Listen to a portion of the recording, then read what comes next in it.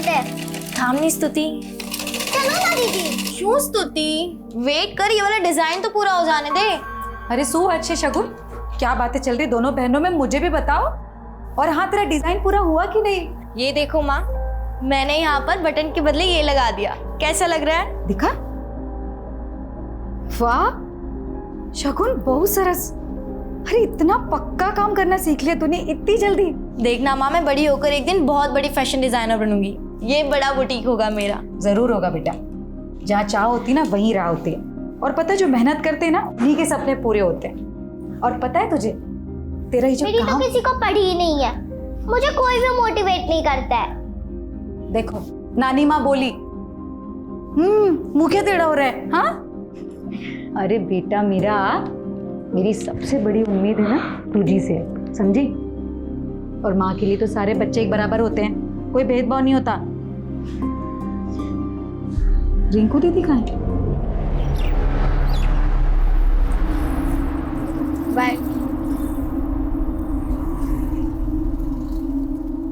ठीक है, तेरे मेरे बीच में ना ये कबाब में हड्डी नहीं चलेगी। लेकिन लव ट्रायंगल वाली स्टोरी ना मुझे बिल्कुल नहीं पसंद, बहुत खून खराबा होता है इसमें। गोपाल देख, अपनी हद में रहे, वरना वरना क्या? देख अब इतने नखरे मत दिखा, तुझे अगवा करना पड़ जाए, समझी? अभी तो सिर्फ थप्पड़ मारा है, आगे से ऐसी हरकत की ना तो जेल मोकली देश, समझे? चलो दीदी। क्या जरूरत थी तुझे उस लड़के को थप्पड़ मारने की? हाँ, अरे ऐसे लोगों से ना बच के रहना चाहिए, ना कि सरेआम तमाशा करना चाहिए। और तू रिंकू आज भी कॉलेज से लेट क्यों? माँ वो, अरे शू थयु अनीता, क्यों बच्चियों को डांट रही है तू? क्या बोलूं मैं दीदी आपको, जवान लड़कियों को पालना ना पहाड़ चढ़ने जैसी बात है। आए दिन कुछ ना कुछ करके ही आना है।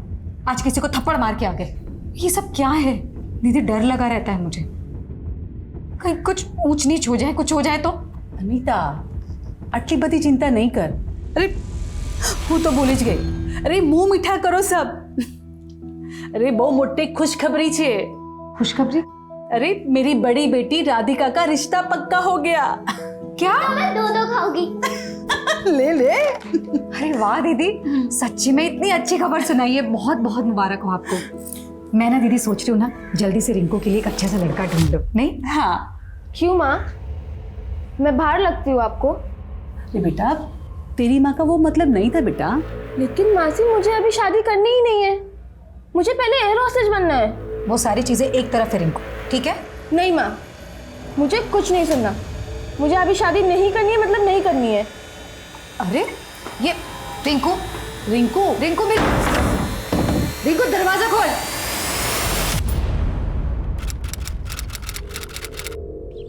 स्तुति, शगुन, रिंकू, खाना बना दिया है मैंने, ठीक है? खा लेना टाइम से।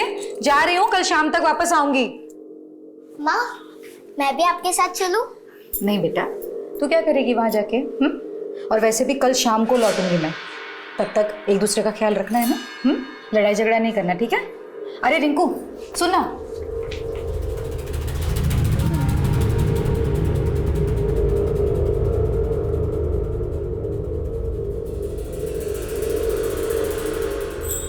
जाने से पहले कोई माँ को बाय बोलेगा या नहीं? माँ आप जाइए, मैं देख लूंगी। बाय मम्मा। बाय बाय बेटा।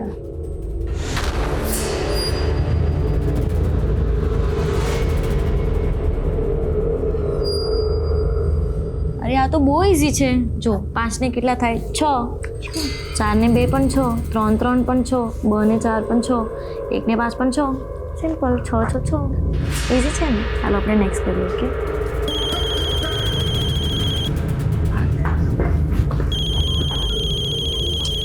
हेलो, कहाँ हो? मैं तो दिल्ली में हूँ रिंकू बेटा। पप्पा? तुमको क्या लगा मैं सूरत आ गया? अरे नहीं पापा, वो कैसे हो आप? मैं ठीक हूँ बेटा, तुम कैसी हो? हाँ पापा, मैं अच्छी हूँ। आप कब आ रहे हो? स्तुति बेटा। शगुन बात कर रही हूँ ना। पहले मुझे बात करनी है ना पापा मुझे से। बात करनी है। अरे तुम लोग झगड़ो मत, मैं सबसे बात करूंगा। पहले ये बताओ मम्मी कहाँ है? पापा मम्मी तो बुटीक का सामान लेने राजकोट गई हैं। क्या मतलब, तुम लोग घर में अकेली हो क्या?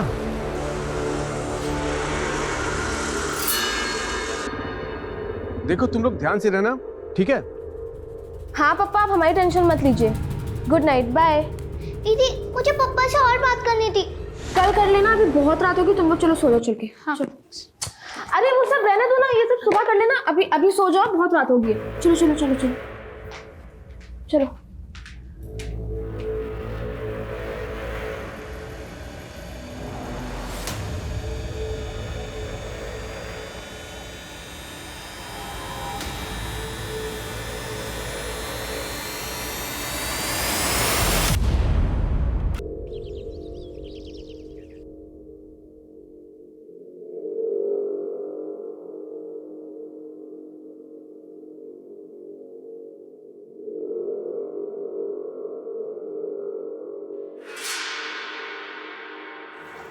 बस बस।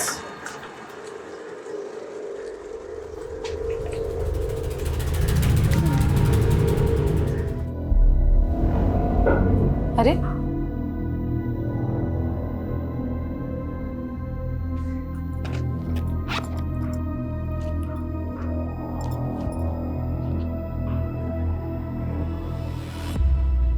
Number you have called is currently switched off. Number भी बंद है। बिट्टू, हाँ आंटी। बेटा स्कूल गए थे आज? हाँ। अच्छा, ये स्तुति, शगुन दीदी, रिंकू दीदी कहाँ है, कुछ पता है? मालूम नहीं आंटी, लेकिन हाँ जब मैं शगुन दीदी और स्तुति के साथ आ रहा था स्कूल से, तब हमें रास्ते में रिंकू दीदी मिली थी। अरे शगुन, स्थिति, आगे तुम लोग एक काम करो, मेरे साथ चलो। कहाँ दीदी? अरे वो सब बताती हूँ, एक काम करो, ये बैग ना बिट्टू को दे दो, ये घर के बाहर रख देना, तुम लोग मेरे साथ चलो। ये लो, ये ना घर के बाहर रख देना, ठीक है? ये रिंकू कहाँ ले गई इन दोनों को? मुझे नहीं मालूम आंटी। उमंग, आधी उम्र तो तूने शादी किए बिना ही निकाल दी।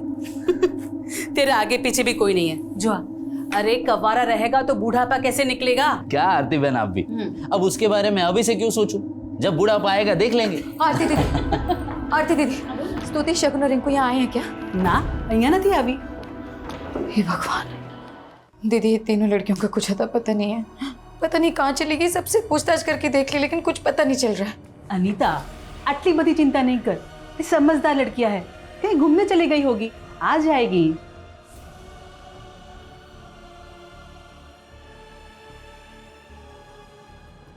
हाँ अनीता, कुछ पता चला उनका? नहीं, आरती दीदी के यहाँ भी नहीं है। अरे कितनी बार कहा है तुम्हें, उन्हें अकेला छोड़कर मत जाया करो, लेकिन तुम कल रात से गायब थी। अरे लेकिन दोपहर तक तो साथ थी ना तीनों। स्तुति और शगुन स्कूल भी गई थी, फिर रिंकू रास्ते में मिली दोनों को, फिर दोनों रिंकू के साथ कहाँ गई कुछ पता नहीं। अच्छा ठीक है, अब रो मत, हिम्मत से काम रखो, ढूंढो उनको। और सुनो, आज रात की कोई भी ट्रेन मिल जाती है तो मैं कल तक सूरत पहुंच जाऊंगा, ठीक है?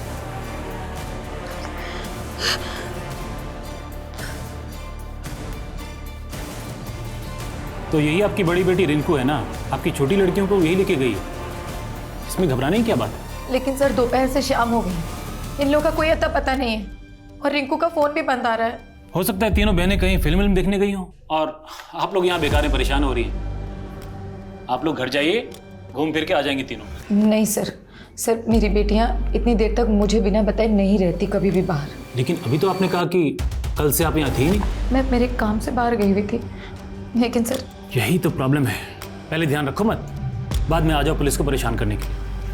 अरे इतनी फिक्र थी आपको, छोड़ के गई क्यों थी तीनों को? सड़क पे छोड़ के नहीं गए थे, घर पे छोड़ के गए थे। आप एफआईआर लिखिए हमारी। आवाज नीचे करके बात कीजिए हमसे। ठीक से आप भी बात नहीं कर रहे इंस्पेक्टर, मैं यहाँ वार्ड कमिश्नर के ऑफिस में काम करती हूँ। आप एफआईआर लिखिए हमारी। आप वहाँ काम करती है, ये तो बहुत अच्छी बात है, लेकिन अभी आप लोग का हो गया है, जाइए यहाँ से। अरे सर, अरे बाप रे, हमारे पास और भी जरूरी सरकारी काम है। क्या बात कर रहे हैं? अरे चलो चलो आरती।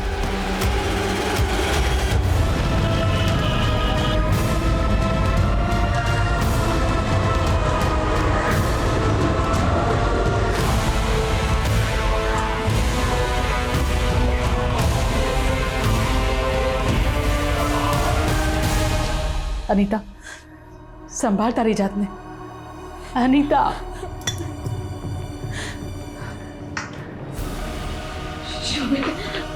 क्या कह रही पुलिस? हाँ? क्या कहेगी? FIR भी नहीं लिखी उन लोगों ने। पता नहीं शोभित हमारी बेटियां कहाँ होंगी, किस हाल में होंगी, कैसी होंगी।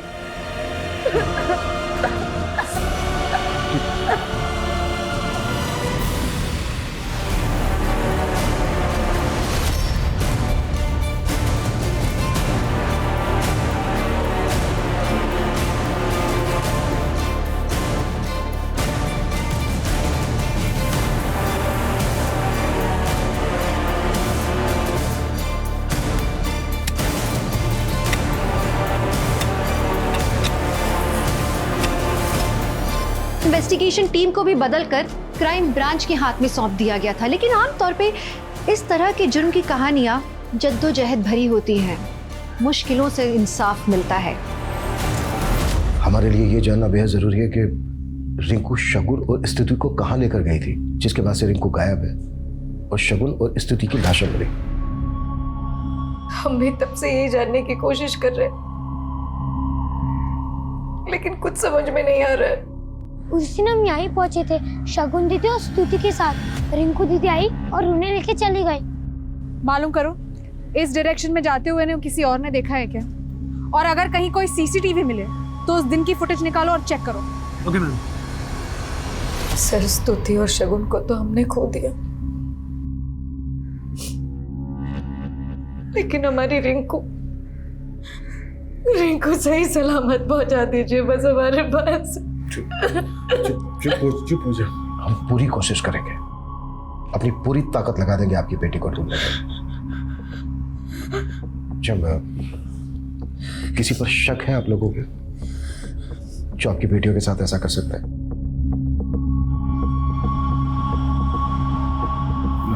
नहीं सर। एक लड़का है सर, 1 नंबर का आवारा लड़का है सर। वो कुछ दिन पहले मेरी बेटी रिंकू के साथ बदतमीजी करने की कोशिश की थी उसने, और इसके लिए शगुन ने उसे थप्पड़ भी मारा था। रिंकू कहाँ है? कहाँ है रिंकू? मुझसे क्यों पूछ रहा है? और पूछना तो उसके बॉयफ्रेंड से पूछिए सर, वही कांड किया है। रिंकू का बॉयफ्रेंड कौन? सर नाम तो नहीं पता, पर हाँ रिंकू को उसके साथ बहुत बार देखे।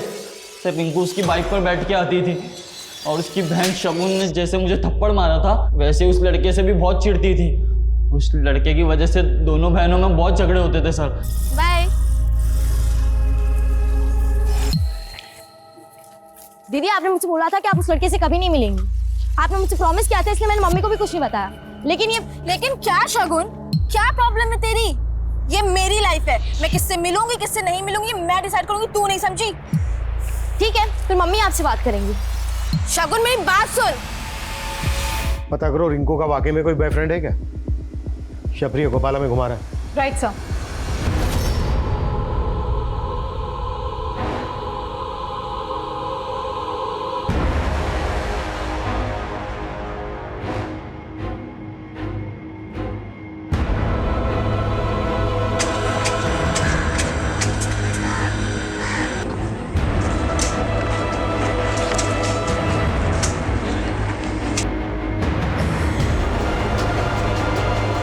क्या हुआ माँ, बहुत चुपचाप लग रही हो। नहीं कुछ नहीं, बस थोड़ी थकावट ज्यादा है आज। ना मम्मा, हम आपकी मालिश कर देते हैं। अच्छा। और मैं पैर दबा देती हूँ। अरे वो कुछ नहीं हुआ है, आपको सिर्फ विटामिन A की कमी। अरे मैं आपके लिए टैबलेट लाऊं? हाँ, मुझे पता नहीं था इतने सारे डॉक्टर्स हैं। हाँ, क्या है ये? तुम लोगों को पता है मेरा टॉनिक क्या है? क्या? तुम तीनों जल्दी से गले लगो मेरे, तो मुझे पूरी एनर्जी वापस मिल जाएगी।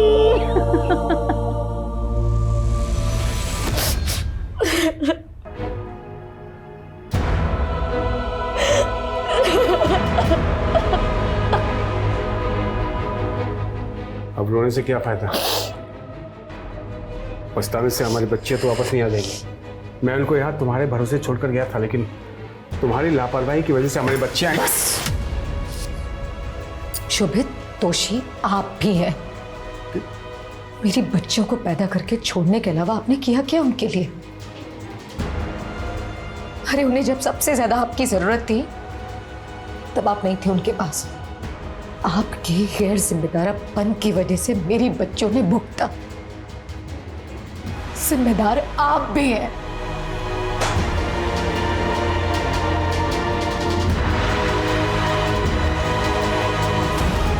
सर, शगुन और स्तुति के पोस्टमार्टम रिपोर्ट्स, दोनों के इंटरनल ऑर्गन्स पे इंजरीज के मार्क्स हैं।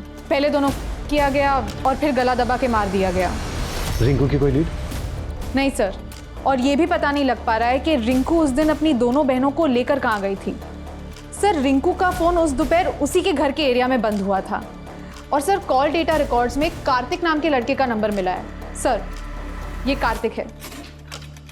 सर, हत्या के एक दिन पहले रात के वक्त इसका फोन रिंकू के घर के एरिया में ही एक्टिव था और रिंकू और कार्तिक लगातार टच में थे। सर, कॉल डेटा रिकॉर्ड्स देखे तो ऐसे लग रहा है कि शायद दोनों का अफेयर हो।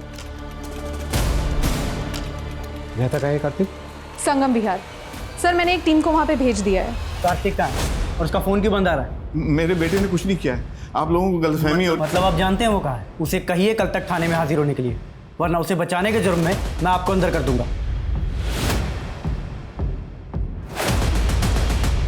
क्या? ये आप क्या कह रहे हैं सर? नहीं, रिंकू का बॉयफ्रेंड नहीं हो सकता सर।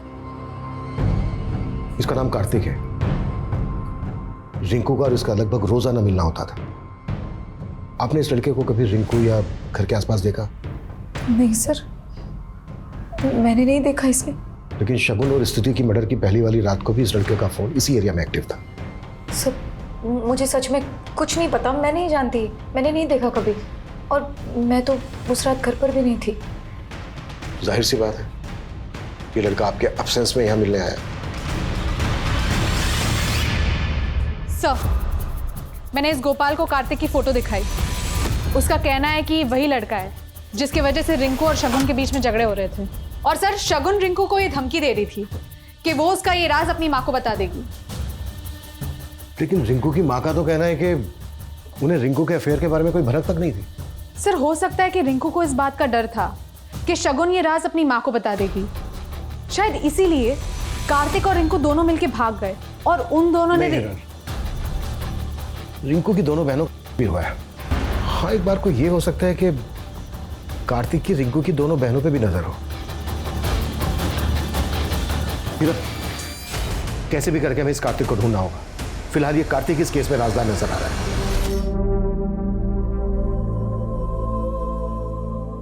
बेटा, मैं तेरे सपनों के खिलाफ नहीं हूँ, मुझे बस डर लगता है। डर तो मुझे आपसे लगने लगा है। आप सिर्फ कहने के लिए बोलती हो कि आपको मेरी परवाह है, लेकिन सच तो ये कि आप सिर्फ खुद के बारे में सोचती हो। इसके लिए पापा ने भी आपको। बस रिंकू। क्या हुआ? सच नहीं सुन सकती ना आप? तो मैं भी आपके फैसले बर्दाश्त नहीं करूंगी अब। बस करो दीदी, वरना क्या? बता देगी, बता दे, मुझे अब कोई फर्क नहीं पड़ता।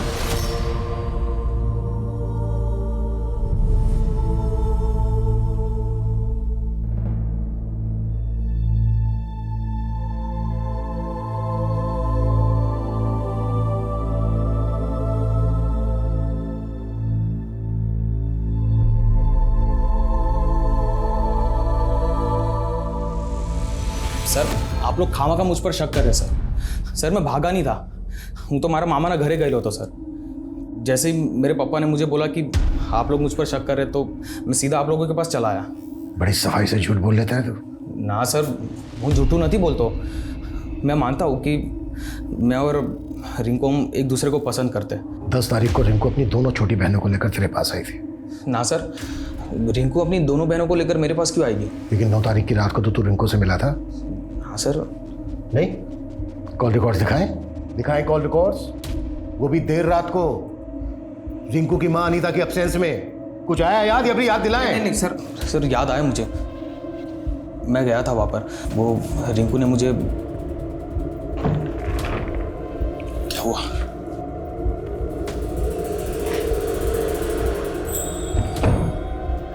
यार रिंकू मुझे इतनी रात को यहाँ पर क्यों बुलाया? कार्तिक, मेरी मम्मी मेरी शादी करना चाहती हैं और शायद राजकोट भी वो मेरे लड़का देखने ही गई हैं। अगर उन्होंने मेरी शादी की ना तो कर लूंगी। एक काम करते हैं, तुम ना मेरे साथ बात चलो, हम दोनों शादी कर लेते। नहीं कार्तिक, मुझे अभी शादी नहीं करनी है। आपने कहा ना मुझे एयर होस्टेज बनना है। आई नो रिंकू, लेकिन तुमने तो मुझे अभी बोला कि तुम्हारी मम्मी तुम्हारी शादी करवाना चाहती हो, फिर क्या तुम एयर होस्टेस बन पाओगी? दीदी, मैंने कभी सोचा भी नहीं था कि आप इतने गिर जाओगे। मम्मी की एब्सेंस में आप इसके साथ। शगुन मेरी बात तो सुनो। कार्तिक, अभी तुम जाओ यहाँ से। रिंकू, अभी तुम जाओ यहाँ से। सर फिर मैं वहाँ से चला गया था, उसके बाद क्या हुआ मुझे नहीं मालूम सर। और अगले दिन भी मेरी रिंकू से कोई बात नहीं हुई थी सर। आप चाहे तो चेक कर ही सको चाहता। यही तो प्लानिंग थी तेरी। रिंकू की छोटी बहन शगुन के साथ तेरा 36 का आंकड़ा था, इसलिए रिंकू को पाने के लिए तूने। रिंकू को पाना जरूर चाहता था, लेकिन किसी गुनाह के रास्ते पर चलकर नहीं, बल्कि प्यार से। सर मारो विश्वास करो था, मैं साचू कशु नहीं करूँ। सर, ये कार्तिक तो गोपाल से भी डेढ़शाना लग रहा है। खुद थाने आके अपनी बेगुनाही साबित करने की कोशिश तो नहीं कर रहा। पता करो हत्या वाले दिन से लेकर अब तक ये कार्तिक था कहाँ, और गोपाल के खिलाफ कुछ बोला? नहीं सर, ना गोपाल कुछ बोल रहा है, ना उसके दोस्त कुछ उगल रहा है। सर ज्योतिनगर पुलिस को उनके एरिया में रिंकू की लाश मिली। स्तुति लोधिया, उम्र 12 साल, सपना बैडमिंटन प्लेयर बनना। शगुन लोधिया, उम्र 16 साल, सपना फैशन डिजाइनर बनना। रिंकू लोधिया, उम्र 18 साल, सपना एयर होस्टेस बनना। ये तीनों ही लड़कियां बहुत ही एम्बिशियस थी। जिस माहौल में ये पढ़ी बढ़ी, उसके हिसाब से इनके सपने बहुत बड़े थे। हो सकता है किसी को इन बच्चियों के सपनों से जलन हो, इनकी फैमिली से दुश्मनी हो, जो इनका पर मर्डर करके निकाली गई। सर, लेकिन अनीता और शोभित ने गोपाल के अलावा किसी और पे शक नहीं जताया। यही तो मुझे भी खटक रहा है। जिस तरह से इन तीनों बच्चियों को करने के बाद मारा गया, ये गहरी रंजिश की तरफ इशारा करता है। और अभी तक हम ये तक नहीं पता कर पाए हैं कि रिंकू अपनी दोनों छोटी बहनों को लेकर गई कहां थी। विरल, हमें इस फैमिली के दोस्त, दुश्मन, रिश्तेदार सबको खंगालना होगा। जी सर। सर, मैंने बच्चियों की फैमिली के बारे में पता किया। बच्चियों का फादर शोभित पिछले 8 साल से दिल्ली में रह रहा था, और इन 8 सालों में वो कभी वापस लौट के नहीं आया। लेकिन बच्चियों के गायब होने के बाद अचानक से वापस आ गया। और सर, अनीता पास ही के मोहल्ले में अपने ससुराल वालों के साथ रहती थी, लेकिन पिछले 6 साल से वो भी अपनी बेटियों के साथ अलग रह रही है। अनीता ने अपना ससुराल क्यों छोड़ा? कोई खास वजह? सर, मैंने खबरियों को इस काम पे लगाया है, लेकिन सर वजह जरूर कोई बड़ी रही होगी। अनीता की बेटियों के मरने के बाद अनीता के ससुराल वाले एक भी बार उसके पास नहीं गए। ये दोनों पति पत्नी ना अपने अंदर को छिपाकर बैठे, इतनी आसानी से निकलने नहीं देंगे। चलो एक बार अनीता के ससुराल वालों से मिलते हैं। जी सर। अगर मेरे हाथ पैर ठीक होते तो मैं खुद अनीता और शोभित से मिलने चला जाता था, लेकिन बेटा तू तो ठीक है ना? तुझे जाना चाहिए उससे मिलने। अरे पप्पा, प्रवचन देना बंद कीजिए, मुझे कोई परवाह नहीं उन लोगों की। સાંભળ બેટા, તારા મોટા ભાઈ છે, એકવાર જઈ આવો। सुनो, बाहर पुलिस आई हुई है।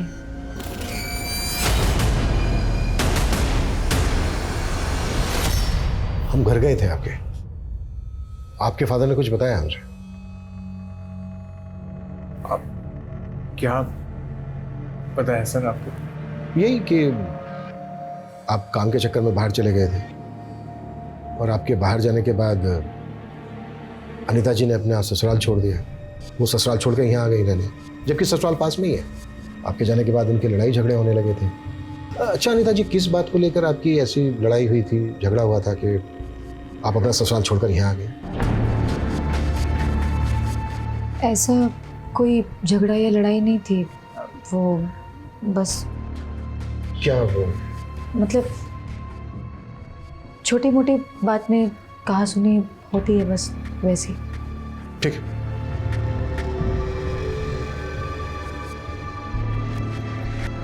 अब जितना यहाँ रुकोगी ये हमारा इतिहास कुरेदते रहेंगे।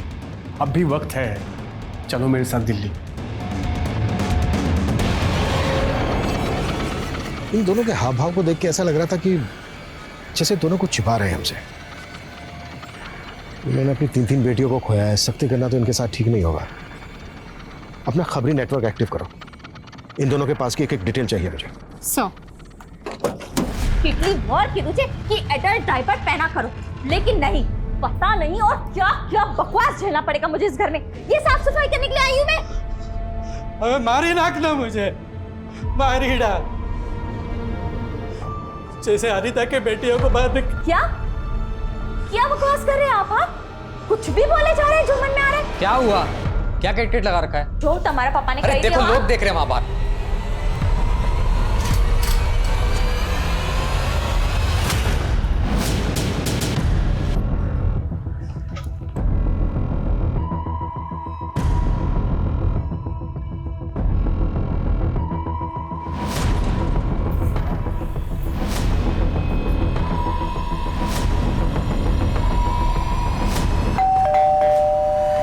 अब आप हमसे ये बताइए कि आप हमसे छिपा क्या रहे हैं? वो सब मैं सब तुझसे डरने वाला नहीं हूं मैं। अब ये बोझ लेकर मरूंगा भी नहीं, सब कुछ सच सच बता दूंगा मैं। रामचरण जी, आपको किसी से डरने की जरूरत नहीं है। आप सच बोलिए, पुलिस आपके साथ है। अनिता ने मेरी बहुत सेवा की थी सर, इसलिए मैंने सोचा था ये सब कुछ अनिता और उसके बेटियों के नाम कर दूंगा। लेकिन शोभित के दिल्ली जाने के बाद अनिता और उसकी दोनों बेटियां इनकी नजर में चुभने लगी थी। चुप कर, पहले भी उनके खाने में जहर मिलाकर उन्हें मारने की कोशिश की थी तुमने। अरे शू थयो, बच्चे इतनी वोमिट क्यों कर रही है? मैंने नहीं खबर, जाके पूछ लो क्यों वोमिट कर रहे हैं। क्या हुआ बेटा? सर, पापा और अनीता भाभी को गलतफहमी हो गई थी सर। हाँ सर, मैं तो खुद डॉक्टर को लेके आया था इलाज करवाने के लिए। डॉक्टर ने खुद बोला था कि फूड पॉइजनिंग की वजह से उनको उल्टी हुई है, लेकिन अनीता भाभी और पापा मानने को तैयार ही नहीं है और अनीता भाभी घर छोड़ के चली गई। जब वो घर छोड़ के चली गई उसके बाद तुमने प्रेशर डाला इनके ऊपर कि ये सारी प्रॉपर्टी तुम्हारे नाम कर दे, इनको बेदखल कर दे, यही हुआ ना? नहीं सर, मैंने ऐसा कुछ भी नहीं किया सर। पापा ने तो खुद शोभित भाई को जायदाद से बेदखल कर दिया था और शोभित भाई तो खुद अनीता भाभी को धोखा दे रहे थे। कैसा धोखा? सर, शोभित भाई का यतिन नाम के आदमी की बीवी के साथ चक्कर चल रहा था। उन्होंने हमें मुंह दिखाने के काबिल नहीं छोड़ा। हाँ साहब, ये बात सच है कि शोभित की हरकतों की वजह से हम बहुत परेशान थे, लेकिन यतिन भी कोई सीधा आदमी नहीं है। कुछ दिनों बाद उसकी बीवी गायब हो गई थी। लोगों का मानना है कि यतिन ने ही अपनी बीवी को जान से मार दिया था। हाँ सर, यहाँ तक कि वो यतीम तो अनीता भाभी, उनकी बेटियाँ और हम सबको मारने के लिए यहाँ गया था। इसीलिए तो पापा ने शोभित भाई से सारे रिश्ते खत्म कर दिए थे। सुनो अनीता, जल्दी करो। हाँ, 4 घंटे के बाद दिल्ली की ट्रेन है। मैं एक काम निपटा के आता हूँ, तुम पैकिंग करके रेडी रहना, ठीक है? सर, अनीता ने हमें बताया कि शगुन और स्तुति के मर्डर के एक दिन पहले वो राजकोट में थी, लेकिन उसका फोन तो बड़ौदा में एक्टिव था। What? जी सर। और सर, अनीता को एक उमंग नाम के आदमी का अक्सर कॉल आता था। और सर, उमंग की फोन की लोकेशन अनीता के साथ बड़ौदा में ही एक्टिव थी। ये उमंग है कौन? सर, उमंग अनीता की बड़ी बहन आरती के यहाँ पे काम करता है। और सर, हमें एक और बात पता चली है, यतिन की बीवी काफी टाइम से गायब है और इसकी भी भनक मिली है कि यतिन की बीवी का शोभित के साथ अफेयर था और कुछ टाइम पहले शोभित ने यतिन के साथ मारपीट भी की थी क्योंकि उसको शक था कि यतिन ने उसकी बेटियों को मारा है। ये बात ना तो हमें शोभित ने बताई और ना ही अनीता ने। और अनीता ने हमें ये तक नहीं बताया कि अनीता ने उसकी बेटियों को जहर देकर मारने की कोशिश की गई थी। और अब अनीता का उमंग के साथ अफेयर होने का क्लू मिल रहा है।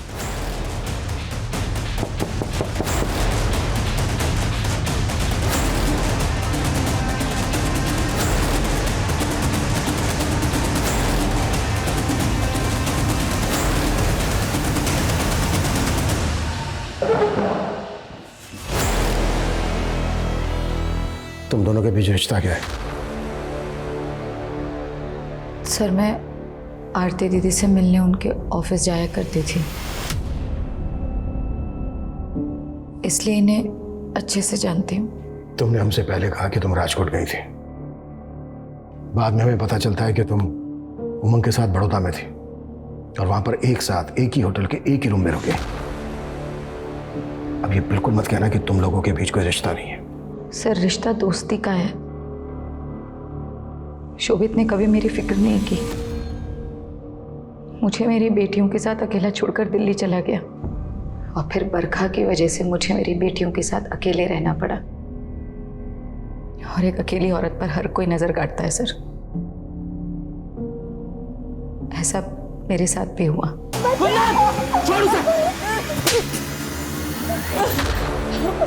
और फिर उमंग जी ने मुझे बचाया। आरती दीदी भी वहां आई और फिर कुंदन को जेल भिजवाया उन्होंने। सर वो आज भी जेल में है, लेकिन क्या क्या लेकिन? वो जेल में है ये बोल के साबित क्या करना चाहते हो? कहीं ऐसा तो नहीं है कि तुम्हारी बेटियों को तुम दोनों के रिश्ते के बारे में पता चल गया था, इसलिए तुम दोनों कैसी बातें कर रहे हैं आप? ऐसा सोच भी कैसे सकते हैं? मैं अपनी बेटियों के साथ ऐसा कुछ क्यों करूंगी? शोभित के बारे में तुम्हारा क्या कहना है? शोभित का यतीम की बीवी के साथ अफेयर था? मुझे ऐसा लगता था, लेकिन शोभित हमेशा यही कहते कि उनका कोई चक्कर नहीं था। लेकिन उन्हें शक था कि यतीम ने कहीं मेरी बेटियों को। शोभित कहाँ है भैया?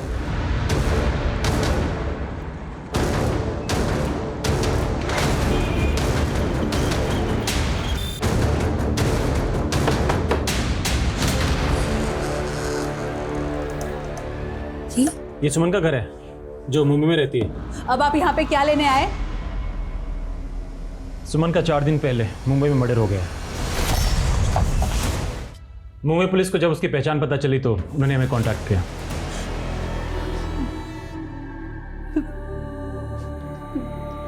ये सब अचानक कैसे हो गया?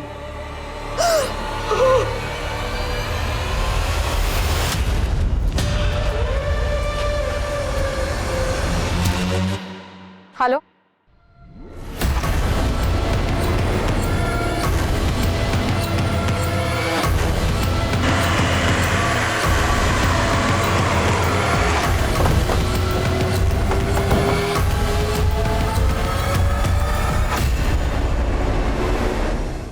सर, शोभित के बारे में सारी इंफॉर्मेशन निकाली है मैंने। शोभित दिल्ली के भजनपुरा इलाके में रहता है अपनी दूसरी बीवी के साथ।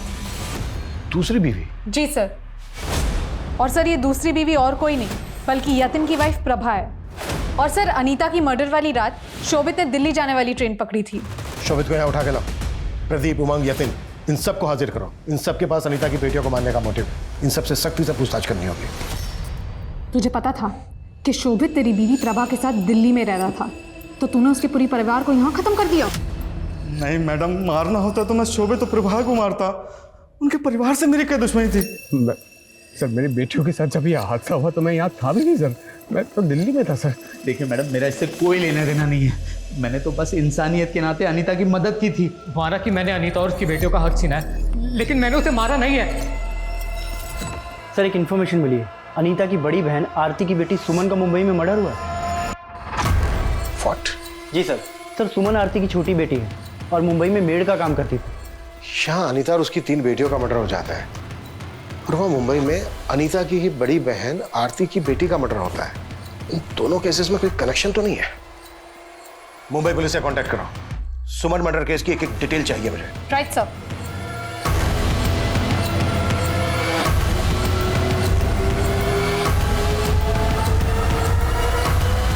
सर ये देखिए, यही वो आदमी है जो सुमन का पीछा करते हुए दिखाई दिया था।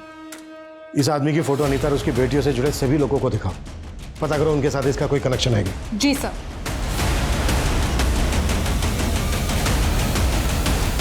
क्या तुम इसे जानते हो? बताता हूँ साहब, मैंने कुंदन भाई के कहने पर सुमन को मारा था साहब। पता किया हमने, काफी समय से पैरोल पर बाहर था और जगताप ने हमें यह भी बताया कि उसने तेरे कहने पर सुमन को मारा है। अब ये बता, तूने सुमन को क्यों मरवाया? आरती और उसकी बेटियों को क्यों और किससे मरवाया? हाँ, मैंने मरवाया सबको। क्यों? दरअसल ये सब कुछ गलतफहमी से शुरू हुआ था। शोभित ने शहर में उमंग को बताया कि उसे एड्स है और उमंग ने मुझे आके बताया, तो मैंने उमंग को मना किया किसी को भी ये बात बताने के लिए, क्योंकि मेरी बड़ी बेटी राधिका की शादी तय हो चुकी थी और मैं नहीं चाहती थी कि किसी को भी ये बात पता चले। इसीलिए मैंने चारों को मरवाने का सोच लिया और कुंदन को भी मैंने ही पैसे दिए थे। मैं एक साथ चारों को मरवाना चाहती थी, लेकिन मुझे नहीं पता था कि अनीता घर पे नहीं है। और मैं रास्ते में रिंकू से मिली और फिर रिंकू अपनी बहनों को बुला कर लाई। फिर मैं उन लड़कियों को आगे ले गई जहां मैंने उन लड़कियों को कुंदन के हवाले कर दिया, लेकिन कुंदन ने उनका भी किया और बड़ी बेटी को अपने पास रख लिया अय्याशी के लिए। और फिर मेरे डांटने पर कुंदन ने रिंकू को भी मार डाला। और उसके बाद अनीता को भी मरवाया। अपनी खुद की बेटी सुमन को क्यों मरवाया? कि शोभित की एड्स की बात छुपाने के लिए मैंने ही लड़कियों को मरवाया था, लेकिन मुझे डर था कि सुमन किसी के सामने अपना मुंह ना खोल दे, इसलिए मैंने ही। एक औरत, एक माँ के नाम पर बदतुमा दाग हो तुम मेरी नजर में।